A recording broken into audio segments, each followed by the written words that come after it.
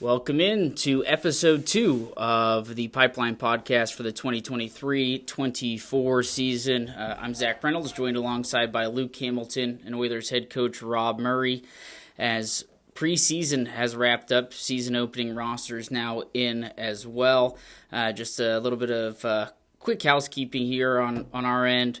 Of course, opening out at home on October 28th. That is next Saturday against the Cincinnati Cyclones.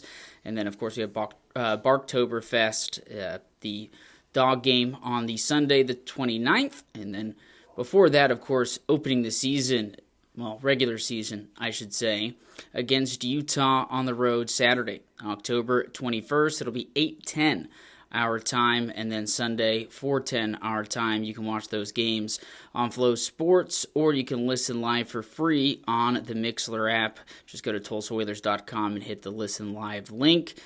Let's get into this episode. 2 preseason games under the belt, a 10-1 aggregate victory. If you combine the 2 games over the Allen Americans, one on the road, one at home. And, of course, it was a period of evaluation for your team coming in to those games. And we've seen a lot of roster change since then. And a camp that had a lot of guys coming in, a lot of guys maybe that were ECHL quality players or close to that didn't make the team. And how difficult maybe was it this year with more guys to get down to that final number? It was a little bit harder. I think that planning practice was probably the most challenging part, just because of all the bodies that we had, and just keeping guys moving and incorporating drills that got 6 or 7 guys going at the same time. So we were able to do that, and we got through that. But one thing, and you don't wish poorly on anybody, but it's almost like in those exhibition games that you want.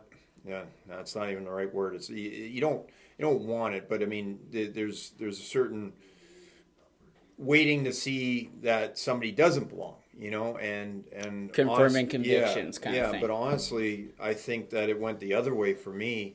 I thought everybody played well. They're not to a guy. I mean, both games. There was a few guys that played both games, but the guys that played on Friday night that didn't play on Saturday, I was very pleased with everybody's effort and game. And then Saturday night, same thing. I guess the best way to put it is it made my job and my decisions a lot harder going forward. And usually once again, you're not wishing for that, but typically then you find out, basically what you've seen in practice doesn't translate into a game. This year, not so much. It was the other way around, and the guys played really well. Yeah, one thing that I wanted to get your insight on a little bit is, of course, the uniqueness of playing at the Oilers Ice Center. You get a smaller neutral zone, but on top of that, just one of the observations I was able to make, and I wanted to, of course, to get your more clear assessment on it, was there was a lot of control of the neutral zone flow, whether there was a mid-ice turnover or not.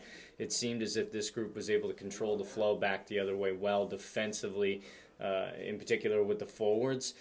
How much more so impressed are you with some of these guys within this group because they were able to control the flow on a smaller ice surface in the neutral zone defensively? Well, it showed me that they picked up on what we were teaching early in the week. I mean, there was very rarely, if any, that I had to correct a guy on the bench and say, hey, you were in the wrong spot there. This is where you're supposed to be, or what have you. None of that was needed. I mean, both games, the Friday night game also, our neutral zone was solid. The transition off of the turnovers was great. We were zipping that puck up right away. You touched on it. The OIC is a smaller ice surface, and when you get a professional hockey game being played in there, I mean, it's cramped quarters, and things happen really, really fast. But I thought the guys handled it very well, and the neutral zone was the trap. Our neutral zone system was utilized, and really, I mean, they did it very well, and I think that was a big part of what you're getting at. a thing we've harped on in the past, and something that comes up quite a bit in passing and in pregame interviews, is the fact that there's not time for guys to find their game or to develop. Maybe be brought along slowly, kind of tossed into the fire at times. And when you have a camp with a lot of guys, and on top of that, just players that bring a lot of different things to the table, how much does a player's potential and what they can bring to the table later on play into your decision making, and how much of it is, well, yeah, this guy's hit his ceiling here, but he's got the floor for what we need, and so we're going to keep him instead because it's right there already. Well, I think that was what I preached at the beginning of training camp. I said, this is going to be a competitive training camp. I mean, we're looking to make changes. We're looking to get better. And, there's a couple guys, as you said, like, for example, a guy like Dante Zapata that I released this morning before I had to submit my opening day roster. Like, unfortunately, yes, like, we know what he can bring. Because we saw it last year in spurts, albeit, but we knew what we had with him. But he was probably, out of everybody, was the least effective, the least noticeable, maybe noticeable on the wrong side. And true to my word, I mean, we're looking to make changes, and it wasn't a situation where I mentioned it in the last podcast where. Last year we had 22, 23 guys at training camp, and essentially it's easy enough to look around and say, oh, yeah, well, this is the team. Yeah, I made it. Yeah, you made it. The first day you stepped on the ice, and that really was how it rolled last year. So, unfortunately, Dante did not have a good training camp, and the two exhibition games that he played, he did not do what he needed to do to retain his spot on the team. I look at individuals now as we get closer to the regular season, and, I look for a lot of potential as well. I see Carson Vogt. I think that he's a guy that, I think, of course, from a coaching staff perspective, you guys have recognized that he has a chance to really grab a hold of the reins of not only the leadership and performance, on the ice, but, can maybe help out in that locker room as well to get this thing going. I want to know what your perspective is on him, not only just as a player individually with his skill set, but I also wanted to get an insight as to how you think he can fit in your system the best possible way. Well, he's very fast, and I think in general, I mean, not everybody's a burner out there, but you combine Dante Sheriff, Eddie Matsushima, Carson Vogt, I mean, Calvin Watson in his own right, Michael Farron is looking a step faster this year. Even Tag Bertuzzi. I mean, Tag's one of those guys that plays maybe more of a controlled game, and it might come off as looking not as fast as somebody else, but he's just a little bit more patient with the puck and his plays, and but Carson fits in that mold. He's very fast. He's a bigger guy. When I say bigger, he's bigger than Dante Sheriff or Eddie Matsushima, yet not by much, but taller wise. He's got a great skill set. I mean, there's definitely, just through practice alone, when you look at his pedigree and where he was drafted into the NHL, and you could see why. I mean, just the eye test alone, you can see where he would be attractive to NHL scouts, and so I'm looking for him to have a bounce back year, play the way that he believes he can, and contribute and produce for us this season. He's definitely a guy that I've got high hopes for, and I'm really excited that he's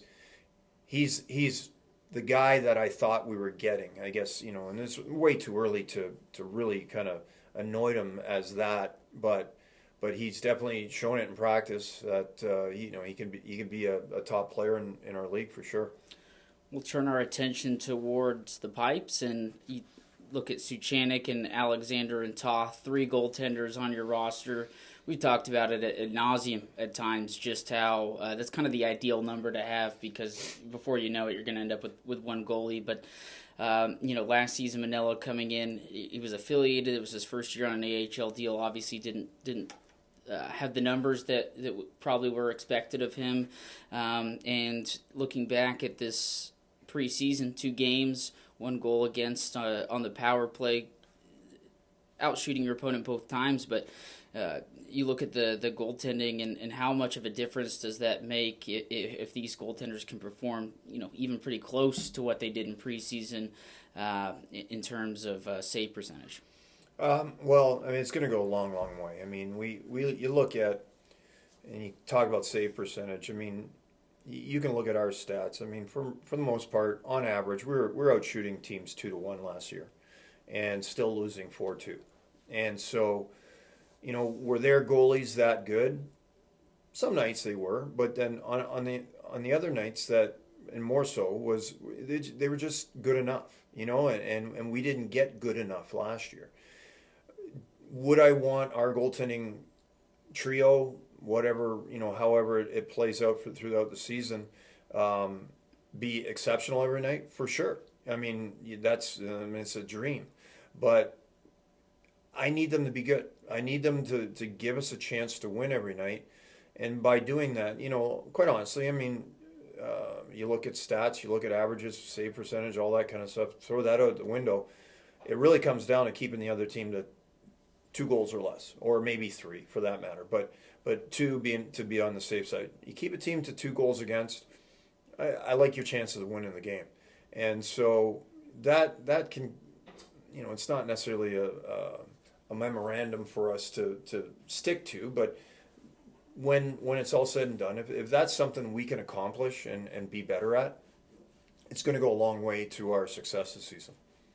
Yeah, I think, some of the fans here in Tulsa, of course, especially new fans, they kind of look at the X's and O's and they might not be as familiar. But one thing that every fan takes a peek at, especially early in the year, is who's pulling away in that Mountain Division, right? And, when taking a peek at the Mountain Division this year, it's sort of hard to get a gauge until there's cuts made, until there's camp guys that sort of solidify themselves. But what's your gauge on the Mountain Division so far coming into the second week of this official off-season camp? And, what does that opening night maybe look like against a Utah Grizzly team this year, who is the most recent challenge coming up? No, it's hard to say, really, Luke. I mean, because with a lot of years, I mean, you're getting guys. I mean, you could use Cod, you could use Krankovic, you could use Carroll as examples on our team where first-year guys that have been sent down from the affiliate that nobody's ever seen, right? And same as a lot of these transactions, I'm seeing names that I've never heard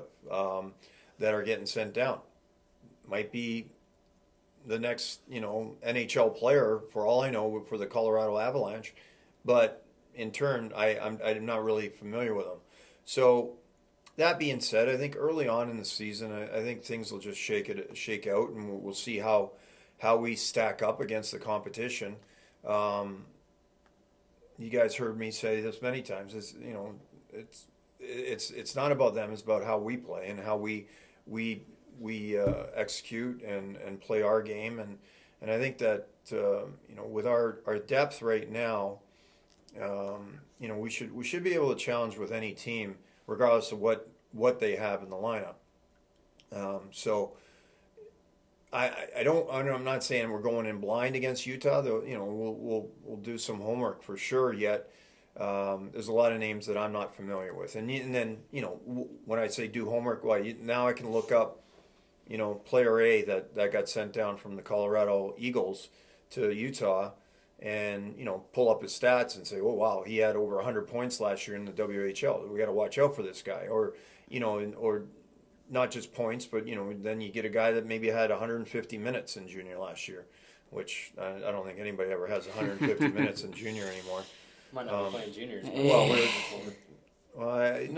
Honestly, I think through the years it's come down, and it's just the game of hockey itself. I'm not Q banned it this year. What's that? The Q banned. The Quebec League banned fighting altogether. But I'm not, it's not, this is how it was when I played, or compared to today. The game has just changed. I mean, And honestly, if you have 70 to 80 minutes a year coming out of junior, like you can be basically you deem that guy a tough guy. Like when I played junior, if you didn't have 100 minutes before Christmas, the guys were razzing you. So that it's a different game, and so you can look at guys' stats and I think, like I said, anybody that's approaching 100 minutes in a season is you would consider them a tougher type player. But yeah, I think that going into Utah this weekend, we just got to kind of concern ourselves about how we play and how we can put what what we practice into the game and go out and do our best. Usually, right-handed shots are maybe a little bit harder to find than left-handed players. Obviously, the number changing a bit as more Americans in non-traditional markets that just kind of start playing with their writing hand, enter in. But obviously, a lot of right-handed shots on this year's roster. And, see, you've got that wrong. I write left-handed and I shoot right. Well, yeah, so I guess it's different. Whatever he said, just disregard you go buy a hockey stick in the South. They just ask you what hand you write with a lot of the time. At least when I was growing up, and they just hand you that, and that's your bottom hand, right? And we look at Rapid City a few years ago. They had 6 left-handed defensemen, 1 right-handed defenseman, and this year a lot of right-handed guys. And how much do you think handedness really plays when you're playing with lines in your mind and thinking about it? Well, I've always said that it's, to me, I don't put too much stock into it, but then after saying that and throwing that out there, there's times in the year where you get a guy, and this is the common rhetoric you get with players, is if you get a defenseman that is forced to play his offside, okay, so a righty that has to play the left side, you question, like, are you okay playing the left side? And right away he'll say, oh yeah, I've played left side before. We saw it a couple times last year where it's like I went down the bench and said to Scott, I said he cannot play his offside. Like he has to be on his proper side. Now, we were unbalanced last year. And I don't know what it was. I think it was 2 and 4 for the most part, maybe even 5 and 1 at times. This year we're much more balanced. Do you look for that in recruiting? I think it's in the back of your mind. You would prefer, in a perfect world, you'd like to have three righties and 3 lefties.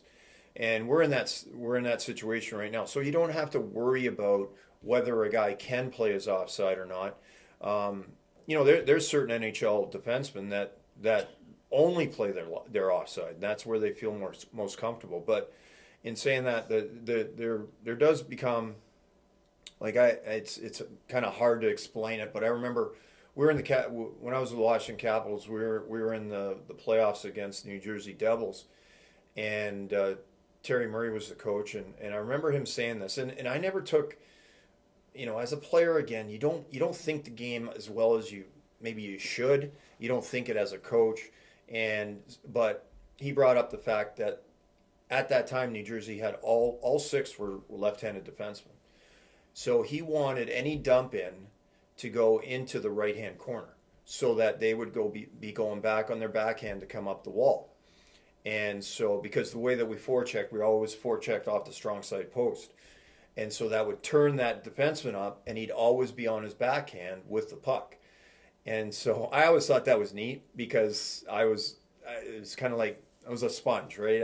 That to me, and it stuck. I mean, that was 1989, 1990. Like, I mean, that stays with me to this day.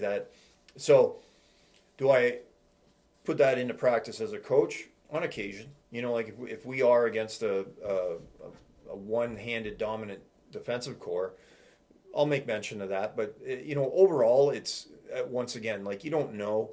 A guy might be playing his right side if he's a lefty, and you don't know whether he just does it because that's where he feels most comfortable about.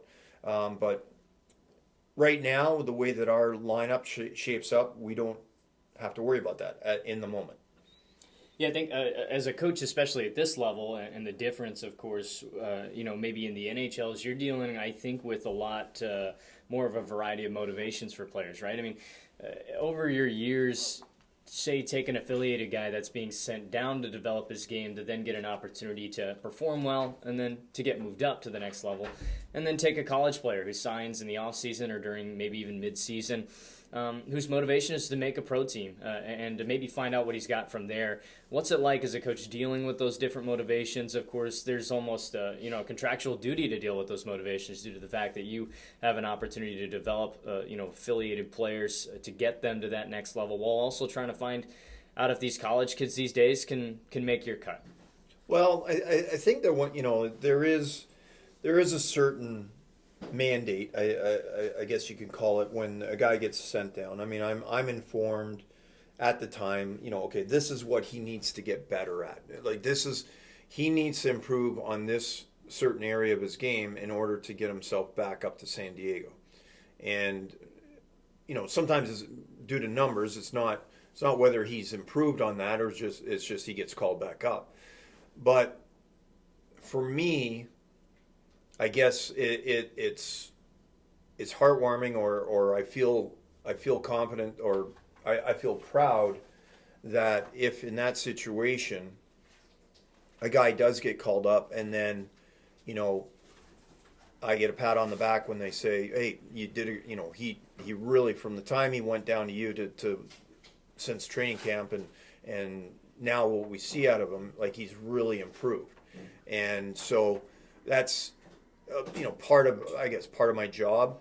It's not my focus, quite honestly. I mean, we need to win games here, and whatever that takes. But in general, these guys, especially with the way that, and I was talking to Matt McElwain, the coach in San Diego, and they were going to make sure that they spelled it out to guys when they're coming down exactly why and what they need to work on. To which that's given to me, and this is what this guy needs to get better at. In the past, a lot of times guys had come down, and I'd say to a player, let's use Blake McLaughlin as an example. What'd they tell you, Mac? Like, what is it that you got to get better at? Oh, well, I don't know. They really didn't say much. They just said I was coming to Tulsa. So hopefully, like I said, my conversation with Matt McElwain, the coach there, he said that there will be a directive. There will be a direction to which these guys will be told exactly why they're coming here. As far as the other side of it, like you said, junior players, college players that are coming here on ECHL deals, they're all looking to make a name for themselves and get a chance to get called up. And gradually, you look at Eddie Matsushima. I mean, Eddie's the guy, started in the Southern Professional League, kicked around there for a couple of years, came here, had a great rookie year, had a very good second year, earns an American League contract. And that, I think, is the progression that all these guys are looking for. Probably some quicker than what Eddie accomplished it, but he still got it done, and he's at 29 years old. And so I would believe that everybody's trying to be a good team guy, but in the back of the mind, they all want to do very well and show well, and statistics for the most part shows that you're doing well, and have a chance to get a call up. It doesn't have to be San Diego. These guys that are on ECHL deals, they could go to any team in the American Hockey League. So the opportunity is there for them, and that's their job to take advantage of it. Every year at camp coming in, there's a lot of question marks. You don't know what each individual player was up to during the summer. Sometimes, those question marks turn to exclamation marks. Sometimes kind of maybe an ellipses, either really positive or a bit disappointing. But this year, guys coming into camp, who are some or a specific player that you've seen very positive surprises out of so far? Well, I mentioned Tag Bertuzzi. I mean, at the end of the season last year, we had told him that it would benefit him if he lost some weight and not. Tag was not out of shape, and I mean, I don't mean to say that. He was just carrying too much for his frame, and he did that. I mean, you can see it. I use the term all the time, eye test, right? Like, he's a guy that definitely, went home, took what we said to him to heart, and worked hard, and you can see the difference in him. Michael Farron, he's another guy that's come back a lot leaner. Kyler Wall definitely has come back a lot leaner. All these guys were not out of shape, not in a way of, you think of when you say some guys out of shape. It just, they to me, all three of those guys, for the way they need to play the game, were carrying too much weight. And so you lighten up a little bit and not lose strength. You're going to be better for it. So those three guys definitely were three that and unfortunately, well, Justin Bean, decided to sign in Europe, but there's a guy that really leaned out over the summer too. He was in excellent shape, and so that it's really, it's nice to see. You know what I mean? It's nice to see that these guys potentially take what we say to heart and try to do their best to do as are asked. And a guy like Kyler Wall, he's effective. He's a big body. At times his feet were just too slow, and with, once again, dropping a few pounds, it just helps you with that. I mean, you're going to get around the ice a lot better. So again, those are three examples. I could probably pick out a couple other guys, but definitely the three guys that I've seen that have looked different. I guess that's the best way to put it at training camp than they did last season. This next question, I probably know your answer for this, but just wanted to get your perspective, maybe as a player and now a coach too. Just talking to some of the guys, everybody likes to start on the road. I think to start a year, it's just something about it. It's a little bit easier maybe to get comfortable with your game. Kind of going on the road, you got no pressure to necessarily win, and that's just really, for a lack of a better word for that, is there's a pressure on a team to win their first game of the year if it's at home. And is it nice to be able to go on the road to Utah? Hey, maybe knock out one of these longer road trips right out of the gate when the fatigue's not there as well. I mean, is this kind of the most ideal scenario to start a season out? You get a couple of games in Utah, a long trip when the guys are fresh, but then come back home and get to knock it out of the park at the BOK Center late October. Short answer to that, I hope so. I mean, exactly. I mean, there's two. It's a hindsight question, quite honestly, right? Yeah. You can say, if you did really well, let's say you started at home six in a row at home, and you went 6-0. You'd be like, that was awesome, right? You start on the road. The year that I think it was my second year as assistant coach in Providence. They were doing renovations to the Dunkin' Donuts Center in Providence, and we were on the road for the first 17 games of the season, and we went 16-1, and we ended up going to the conference final that year. Lockout year. I mean, a kid named Patrice Bergeron was playing for us, so we had a very good team, regardless. But you could look at that and say, well, if you didn't go 16-1, I mean, even if we went right. If we went 500, I think we were still in pretty good shape. I think there is some credence to the home team having a little more pressure on them, especially on opening night, because everybody's expectations is that you should win that game. It's your home game, and it's your opening night and the whole deal. So the pressure obviously is not on the visiting team, yet you then have to match that energy that they probably will bring on opening night. And so that's probably one thing you got to watch out for. And so, again, it's a hindsight question because, let's have a podcast in a month and I'll let you know whether Sure. it worked out or not. And hopefully it's good news. And so, but I think that, it's a light schedule. And it always is this way. I mean, 2 games this week, 2 games next week. It's a college schedule is what it is. And as we know, it heats up as the season gets along. But, no excuses. I mean, one thing about training camp, we didn't sustain any injuries, like both exhibition games. We didn't get any of that going on. We're healthy. We're ready to go. I mean, there's no excuses whatsoever. On what what and how our performance will be on Saturday night. When coming into camp and having, players come in that you have question marks about that are new and don't really, especially rookies that you don't really have a body of work on before. Sometimes, you come to camp and at the end you think, oh, he just doesn't have it to play in this league, and then they go and play in the SPHL. This year, obviously having to go from a larger number, cutting down smaller, and you mentioned both preseason games. Everybody looked really good at the end of all of that. Are you having conversations with teams? We already saw you make obviously a trade earlier with numbers with Saprika, a guy that's been proven in the league, but just overall helping guys get to other spots and or keeping in mind, hey, maybe in March we give this guy a call. Yeah, we had those conversations, and so Keyshawn Gervais is he's Birmingham. Sorry, he's contracted with Birmingham. Ivan Bondarenko was with Pensacola.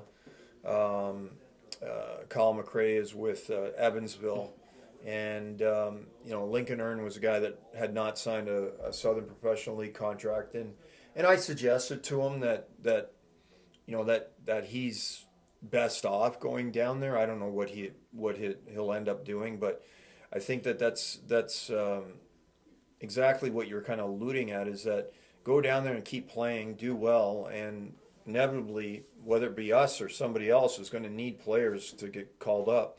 And as I told all the guys that I let go, was that one of the advantages of having this big training camp is that I was able to get eyes on a guy like Bondarenko, a guy like Gervais, McRae, and I feel confident in all three of those guys to make the call to call them back up, because they were here, and I think they're good enough to play at this level.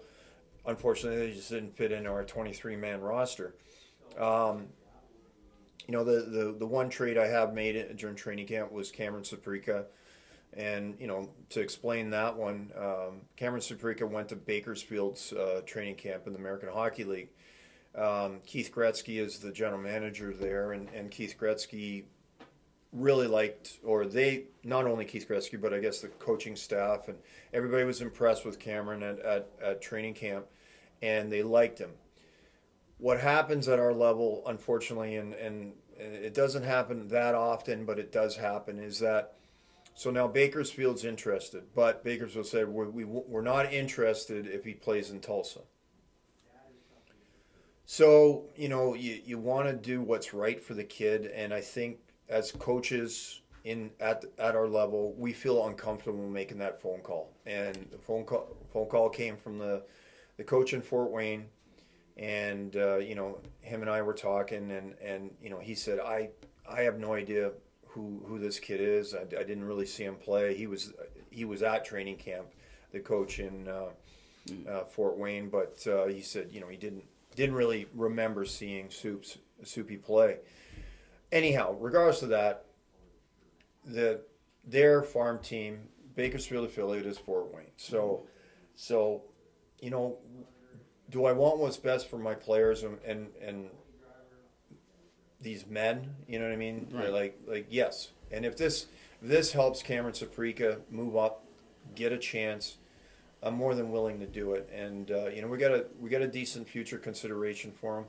And the other thing too, we like Cameron Saprika, but at the time we had 11 defensemen in training camp. I mean, it was, that was the other, I guess, variable in that trade, is the fact that we just had too many defensemen. And hopefully he does well for Fort Wayne. Another thing is that I won't do it if I can help it. Is I do not like trading a player within division or not conference, but within division. We do play Fort Wayne this year, just one time there, but I don't like having a guy come back to haunt you. And regardless of what you thought of that player, I know as a former player, you always get hopped up to play against the team that you used to play for.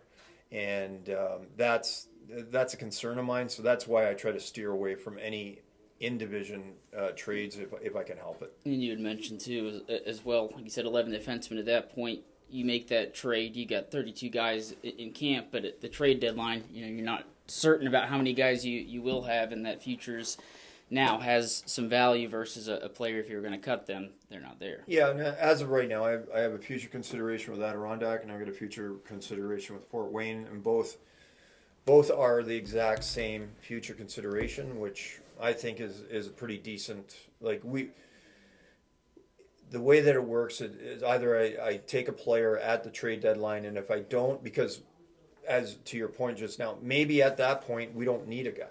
We don't have room for a guy. Let's just say, then that would be pushed back to the summer, and I would get that player then.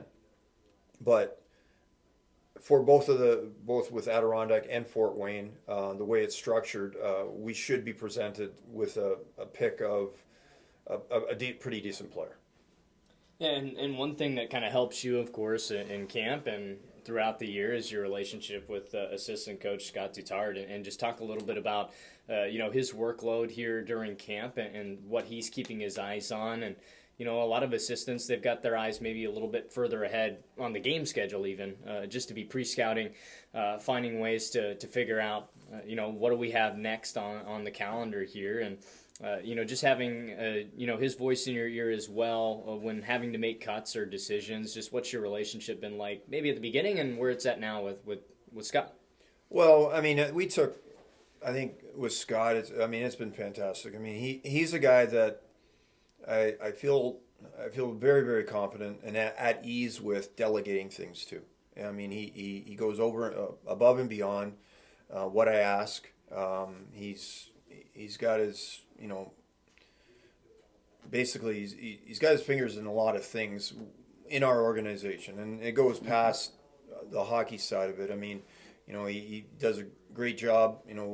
We're all involved in it, but he does a great job with the housing and the travel and stuff like that. And he's been great that way. I think he's got a fantastic hockey mind. And one of the things is that, and I don't know whether it's good or bad, but I would consider it a good thing, is that we think the same way. I mean, we believe in structure the same way. Yeah, you know what? We might kick around, we might toss around a couple ideas back and forth, and his idea might be a little different than mine, but we come to a conclusion of what we actually want to see. And I'm not beyond that. It's not going to be my way or the highway. I love his contribution to what we're doing on the ice. Every day, Luke, after practice, I mean, we sat around for a good hour and just, went over what we liked, who looked good, who was dogging it out there. I mean, everybody gets an assessment of some sort. And then the exhibition games, obviously, I mean, it was a long trip home from Fort Worth there on Friday night, so we had a lot of time to talk about the game and individual players. And then Saturday evening, I mean, we kind of had our decisions made by then, and it was the one or two guys were, it was a hard, not, there were a lot of hard decisions, but by that point there was, we had whittled it down to maybe three guys that we're still undecided on. So it's been great. He's a excellent assistant coach. I can't say anything bad about any of my assistant coaches I've ever had. Everyone's always been a real asset to me, and Scott's the same. This one's a bit of a kind of two-pronged question, but going back to Carson. So could I use the restroom while you're yeah, right. It might be a long one, but with Carson Falk, you'd mentioned, of course, his pedigree and where he's come from. He didn't play in either of the two preseason games. Was that because you kind of already had a good feel for him, or did he have a bit of a knock, and is he something that we could see at the beginning of this season and then to kind of follow in? Obviously, he's a guy that's played center. You got a lot of centers on this team. We saw Tag Bertuzzi out on the wing. Ryan Olsen mentioned in an interview with us that he's really glad to be playing center again. What does that kind of down the middle look like? Well, I think I've got some flexibility there with Davis Codd and Eddie and Olsen. I think Folk is best served in the middle. I think that Eddie could definitely play the wing, and I think Tag feels better on the wing. Actually, I mean he's more of a he told me, and it's funny because guys won't speak up during the season, and they they do, and they just keep going. But when he came in, my impression was he was a center. So I put him at center when he came, and he had a great season for us. And end of the year exit meetings, he informs me that he's a winger, like he prefers to play left wing. Ian McNulty a few years ago, I remember we were in the conference final against Toledo, and he had played center the whole year. And we're skating around pregame skate in the morning. I'm just skating next to him. We're talking, and he goes, "You know what, Murr?" He goes, "I'm not a centerman." And I'm like, "What?" He goes, "Yeah, I've never played center before." And this is conference final. I mean, we're approaching June, and he had played center the whole year. So Ryan Olsen, I think he's once again best served up the middle. Carson Folk the same. Eddie, I think is flexible that way. Like he could, if we deem it a better look that Eddie's on the wing, I think he'd be comfortable there and do well. So Carson didn't play the first two games or the exhibition games. I wanted to get everybody in at least one game, to which I did outside of Carson. He was the only guy that didn't, and reason being is that the first week of training camp he got a little bit of strain, and I just didn't want to chance it. I didn't want to put him in a position that he could further hurt himself. And so he's fine. Like he didn't never. There wasn't a day he didn't miss practice. Right. I mean, he'd been practicing, but I just kept him out of the games. At the beginning of the year, you have a richness of depth. But it's almost inevitable. I mean, every coach prepares for it. That depth goes away at times just due to injury, call-ups, XYZ. But, looking at goaltending, you got 3 goaltenders here, also from the forwards and the defensive side of things. How difficult is it to make sure that everybody's getting ice time early in the year, to make sure that everybody's getting kind of their feet wet in the season, but also you got to put the lineup out there every night that wins you hockey games at the same time? And is it different with goalies and forwards? I mean, it's obviously a unique position difference. Well, I think it's actually a lot tougher on goaltenders, and as I mentioned, we got a light schedule here, 4 games in essentially 14 days, right? And so is it the best thing to carry 3 goalies? Maybe not, but we have seen time and time again, if anything, when you talk about call-ups and injuries, has bitten us in the last couple of years, where we've started with 3 goalies, and then all of a sudden, like even 2 years ago now, Roman Durney gets sent down. We're carrying 3 goalies. Roman Durney lasted 1 game all season. I mean, we're talking. He did not play after that 1 game he played. And then we're down to 2. And then we get an injury, and then, then Ryan Ruck comes in. And then last year, Morris, then you start scrambling. So if you're confident with what you've got, which I think Ryland Toth is an excellent goaltender. I think that Gage and Thomas are going to be really good. And so, is it conducive, or is it good for a guy like Ryland Toth, who's not a non-contracted guy? But we've seen it. Like if we're able to carry 3 for a while, like Ryland Toth might end up being our number 1 because both those guys are gone. You just never know. And goaltenders are, if anything, are hard to replace. I think forwards, you can move guys up the lineup that might not be getting the ice time at the time when somebody goes down or gets called up. Goaltenders are very hard to replace and to find a quality goaltender. And so, right now, I guess to answer your question, Luke, no, it's not. For the goaltenders, it's not good. But that being said, there'll be times when, during the season when they'll probably be begging for a night off. So, it all evens out. So Yaroslav Yevdokimov go from a tryout contract to a standard player contract this week, and this is a question that was asked for last podcast episode, but we'll throw it in here. Kind of a combination of two questions in the fact that... Aren't they all? I know, right? Yevdokimov, obviously a player coming in on the tryout deal, but it also seems that there's a decent amount of teams that maybe have Russian players. Not a nationality we see a ton in this league because of the KHL and VHL. And was that something you noticed this offseason, was that there's maybe a few more available players from certain places due to world events? You know what? It's funny. Like I really haven't paid attention. I know Yuskevich that signed in Wichita. I was in on that this summer. I talked to his agent. Now he's actually got Canadian citizenship or Canadian passport, so it's a little bit different.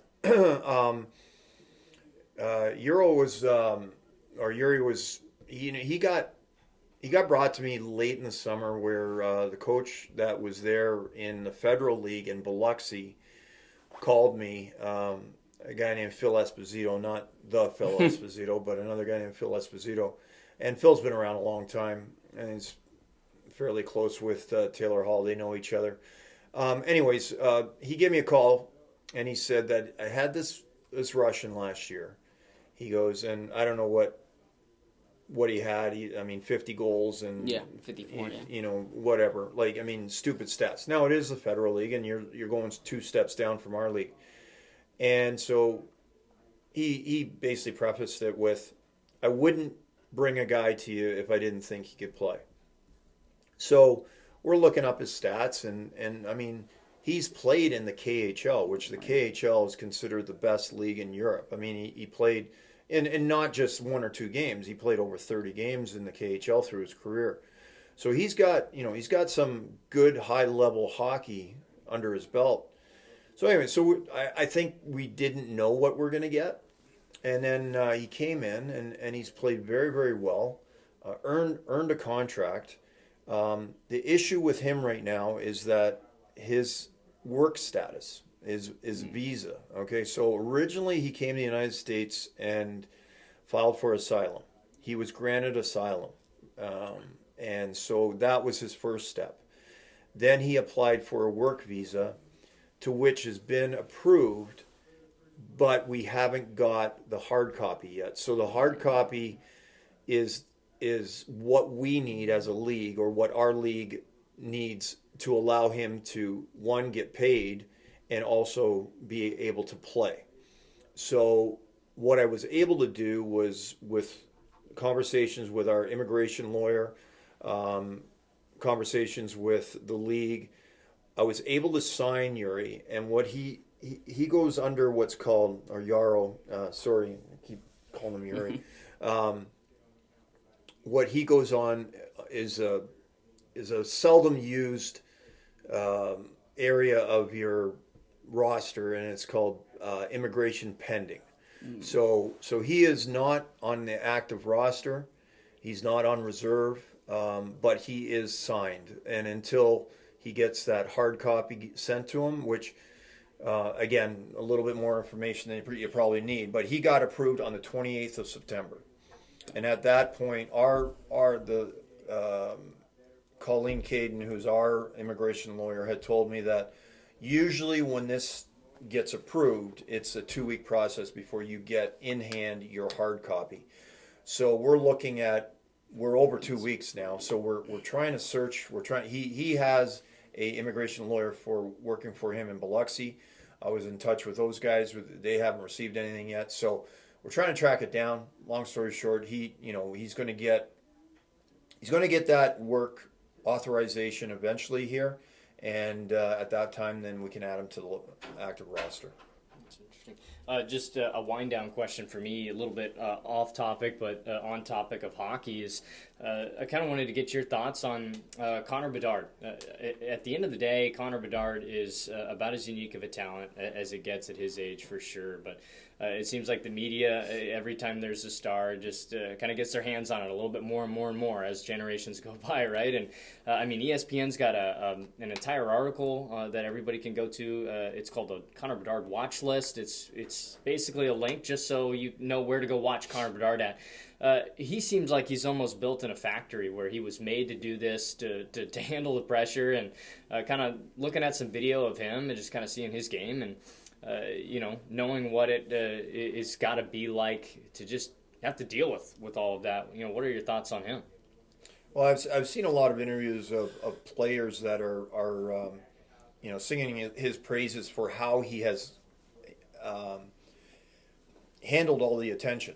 And you're right. I mean, it's, like Sidney Crosby was as good or better when he first came into the league, but there wasn't social media. There wasn't all these 24-hour, people following him around and all this stuff. So, the I'm sure Sidney Crosby in his day got a lot of attention, but not nearly as what Connor Bedard's getting now. And it's, I don't know, I can't believe, I don't know, I don't even know how to put it, but it's like, it's almost overkill. I think it is. You know what I mean? I would say it's overkill. Yeah, they're analyzing every move. On and off the ice for the kids. So, God bless him, because it's, you talk about movie stars and people like that with the paparazzis. I got to imagine it's the same thing. He can't step out of his house or apartment without somebody being in his face. So, he is, the hockey side of it, little undersized for what you would expect, but his ability to shoot the puck is above and beyond 99% of hockey players anywhere. He's tricky. He's really shifty, and I don't think his size, from what I've seen of the games that I've caught parts of, hasn't come into hasn't affected him in any way. So yes, he's going to be a superstar if he's not already. The media has already put him on that pedestal, and that's a lot to live up to, quite honestly. And that's a big pressure. When you're being compared to Sidney Crosby, Mario Lemieux, Wayne Gretzky. All these, the great players that are either still playing, Connor McDavid, you're being compared to, you got to hold yourself up to what these guys did, and if you don't reach that, are you a failure? It's almost like, any setback, if he doesn't score or doesn't get any points for a couple of games, it's going to be blown up. But what's wrong with Connor Bedard? And he's 18 years old. Yeah, and that's the other thing. He's 18, and so good for him. The attention is awesome. I think it's, when it's all said and done, it's good for hockey, I guess. There's probably the casual fan, if not even a non-fan, probably is on top of this now, because it's shoved down their throat. But it's amazing how much attention really is getting shown to him in this early part of the season. Well, that'll do it for episode 2 of the Pipeline Podcast for the 2023-24 season. Murr, thank you so much for jumping on as always, and looking forward to the first game of the season coming up this Saturday at 8:10 our time. Thanks, guys.